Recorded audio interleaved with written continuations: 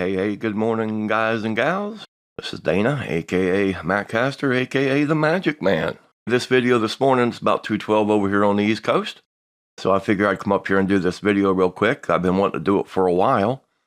It'll be real short if I'll just shut up and get on with what we're supposed to be doing. There was a question that came up that, all I can do is hear my mono channel out of one speaker. Well, there's basically two things that'll cause this, okay? Most of the desktop speakers you use with a computer. Laptops, this doesn't affect. But if you have a set of external speakers, eventually you're going to get dust on what's called the POTS, P-O-T-S. This is just the proper terminology for your volume knob. Okay, it's called a pot controller. It gets dust on it, and as you go to play back, you're only hearing it out of one side of your stereo speaker system.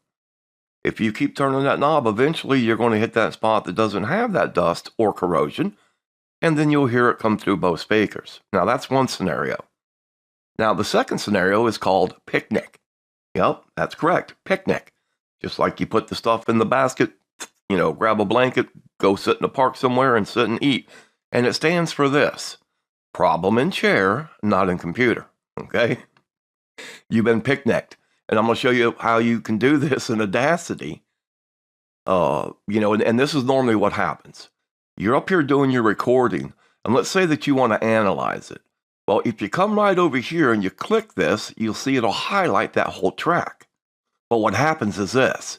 If you get too close up here, now this is your pan controls. This is your left side of the speaker. This is the right side. And you'll come up here and you'll click this.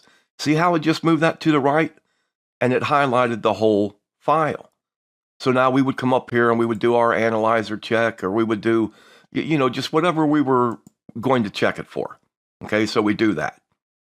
We make our adjustments, we go through and we say, okay, everything's great. And then we go to export our file. Okay, and we're just going to call it mono. We're at constant bit rate, 128, MP3. It doesn't matter about the stereo. It's in mono. It's going to produce it in mono. Okay? But if you have this control set one way or the other off of that zero, which is your zero center point for your stereo distribution, this is what happens. So let's go ahead and export this audio. Okay, so now let's go ahead and import that same file. And we'll go through here till we get to Audacity projects. Now, the reason I can do this, guys, is because I had this initial file on my desktop. So when I exported it, I just simply went to the Audacity projects. See that second line?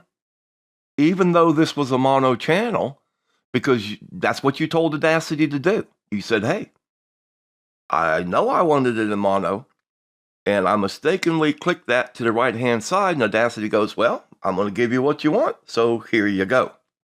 Now, if that happens to you, do not fear, okay? Everything is fine. We're going to come back up to export.